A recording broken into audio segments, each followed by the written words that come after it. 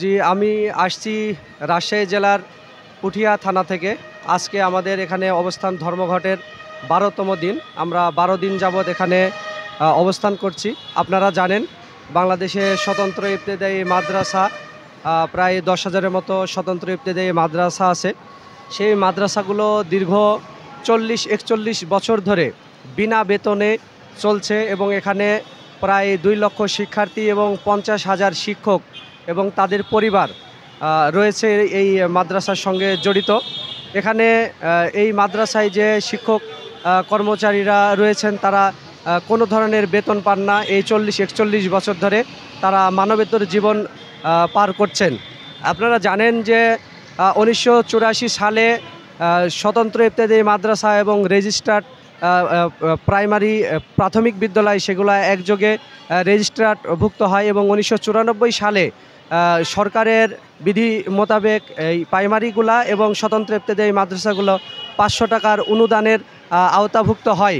সেখান থেকে শুরু করে ২০১৩ সালে ফ্যাসিস্ট সরকার হাসিনার আমলে একযোগে ২৬,০০০ প্রাইমারি অর্থাৎ প্রাথমিক বিদ্যালয় একবারে কোনো শর্ত ছাড়াই বিনা শর্তে শর্ত শিথিল করে সেগুলোকে জাতীয়করণ ঘোষণা করা হয়।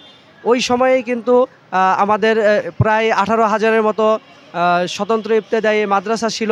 সেই মাদ্রাসাগুলোকে ওই সময় থেকে বঞ্চিত করা হয় এবং তাদেরকে জাতীয়করণের বাইরে রাখা হয় এবং নামে মাত্র ১৫১৯টি মাদ্রাসাকে তারা এই অনুদানের আওতায় নিয়ে আসে, ৫০০ টাকা অনুদানের আওতায়। সেইটা পর্যায়ক্রমে বেড়ে ৩৩০০ এবং ৩৫০০ টাকাতে পরিণত হয়। কিন্তু বাকি যে আরও ৮-৯ হাজার মাদ্রাসা ছিল সেই মাদ্রাসাগুলো কোনো দান অনুদান কোনো কিছুই পায় না এবং সেই ১৫১৯ মাদ্রাসা সেই মাদ্রাসাগুলোও পরবর্তীতে জাতীয়করণ তো দূরের কথা, এমপিওকরণও হয় নাই।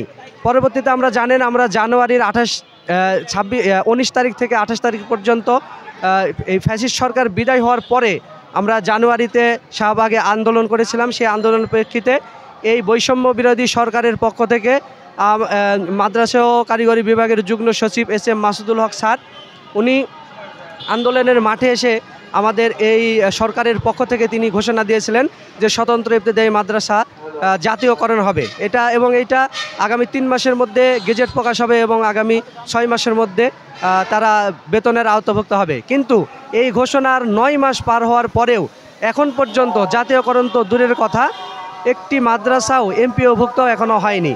কিছুদিন আগে ১৫১৯টি মাদ্রাসার এমপিওভুক্তের গণবিজ্ঞপ্তি প্রকাশ হয়েছিল। সেটা যাচাই বাছাই করে অনেক শর্ত টর্ত দিয়ে অনেক প্রতিষ্ঠান বাদ পড়ে গেছে, দিয়ে মাত্র ১,০৮৯টি মাদ্রাসা প্রধান উপদেষ্টার দপ্তরে যায়। কিন্তু সেই মাদ্রাসাগুলোকেও সেই মাদ্রাসার যে ফাইল সেই মাদ্রাসার ফাইলও সিগনেচার করা হয় নাই, সেখান থেকে আবার ফেরত দেওয়া হয়েছে। সেজন্য আমরা আবারও রাজপথে নেমেছি। আজকে আমরা ১২তম দিনে অবস্থান করছি, জুমার দিন। আমরা এই ময়দানে একটু পরেই এই যে জুমার নামাজের আজান হচ্ছে, একটু পরেই আমরা এখানেই জুমার নামাজ আদায় করব এবং আমাদের যে দাবি এখন মূল দাবি হলো যে ১৫১৯টি মাদ্রাসায় যাচাই বাছাই করে ১,০৮৯টি মাদ্রাসা প্রধান উপদেষ্টা দপ্তরে ফাইল আছে, সেই ফাইলটি খুব দ্রুত ২-১ দিনের মধ্যে গেজেট আকারে প্রকাশ করতে হবে। আর অনুদানবিহীন যে মাদ্রাসাগুলো আছে সেই মাদ্রাসাগুলোকে অতি সত্বর এই সপ্তাহের মধ্যেই তাদের এমপিওর জন্য গণবিজ্ঞপ্তি জারি করতে হবে।